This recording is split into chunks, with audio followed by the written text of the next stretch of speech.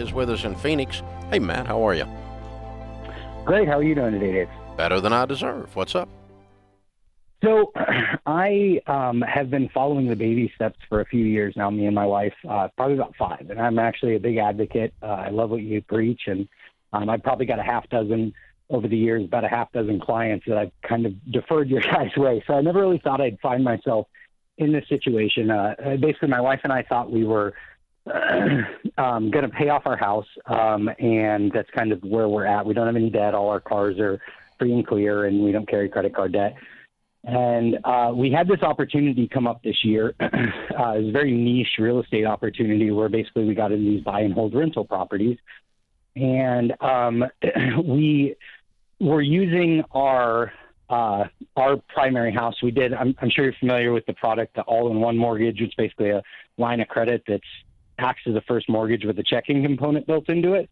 And so anyways, we bought 4 investment properties this year on a whim because they cash flowed really well. We did 15% down loans, no MI or PMI. And basically the mortgage payments are between $800 to $1,000 a piece. And they cash flow about $4,000 a month. Well, their gross is $4,000, so they cash flow about $3,000. And we bought 4 of these, and obviously it's been great for us. It's really kind of accelerated our debt payoff. Instead of looking to have our primary house paid off in 2022, we're probably going to get paid off sometime next year in 2021.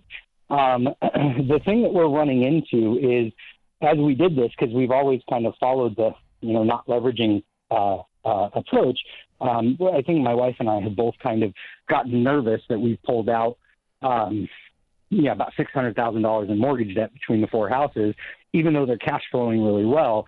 And the opportunity, basically, none of these houses have any vacancy, and we're getting pressured to get even more because we literally have a waiting list of tenants that want to move in because of the kind of niche opportunity it is.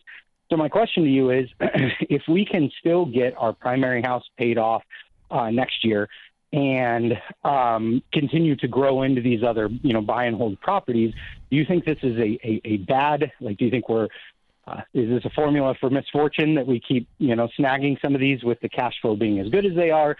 I'm a little confused. Or do you think we should pause and start paying this off? Stop. I'm a little confused. Sorry. I thought you started this call with how you had listened to us and followed us for years. I had. Yeah, I had. Okay, then you know the answer. Then you know the answer to the question. If you've listened to me and followed me for years, you've never heard me tell people to do what you're doing. It's true. Okay, that's true. And I certainly wouldn't tell you to do more of what you're doing. Right. Yeah, you followed the plan. You followed the plan until you stopped following the plan. Exactly.